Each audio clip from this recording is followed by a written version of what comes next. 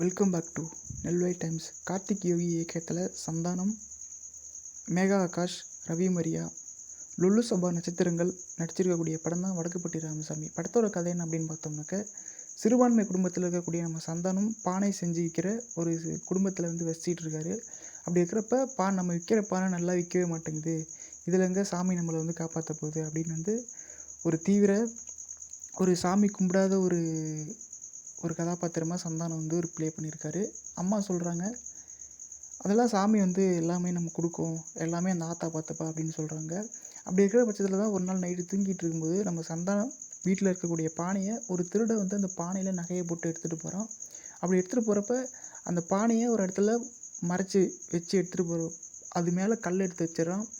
அந்த கல்லில் எதர்ச்சியாக ஊர் மக்களை ஒருத்தனை துரத்தி வராங்க. அந்த நகையை பார்த்துட்டு அதுக்கப்புறம் அந்த இடத்துல ஐயோ சாமி, நம்ம ஊருக்கு சாமி வந்துருச்சு, அதுவும் மஞ்சள் கலர் பானையில் சாமி வந்துச்சு அப்படின்ட்டு ஒரு கதை ஊர் மக்கள் சைடில் பார்க்கப்படுது. அப்புறம் அந்த பானை இருந்த இடத்துல ஒரு கோயில் கட்டலாம் அப்படின்னு சொல்லிட்டு சந்தானம் மக்கள் இதெல்லாம் ஒரு மூட நம்பிக்கையில் எப்படிலாம் நம்புகிறாங்க, ஒரு இடத்துல போய் எப்படிலாம் ஏமாறுறாங்க அப்படிங்கிறது அந்த ஒரு சீன்லேயே கன்வே பண்ணியிருக்காரு.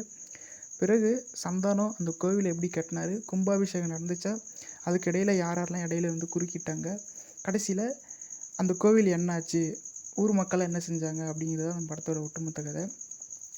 சந்தானம் எப்போவுமே தன்னை வளர்த்து விட்டவங்களை மறக்காமல் லொல்லு சபா நட்சத்திரங்கள் எல்லாருமே போட்டு அழகாக சிறப்பாக பண்ணியிருக்காரு. மொட்டை ராஜேந்திரன் வர இடங்கள்லாம் ரொம்ப சூப்பராக வந்துச்சுன்னு சொல்லணும். மொத்தத்தில் full fun entertainment Vadakkupatti Ramasamy.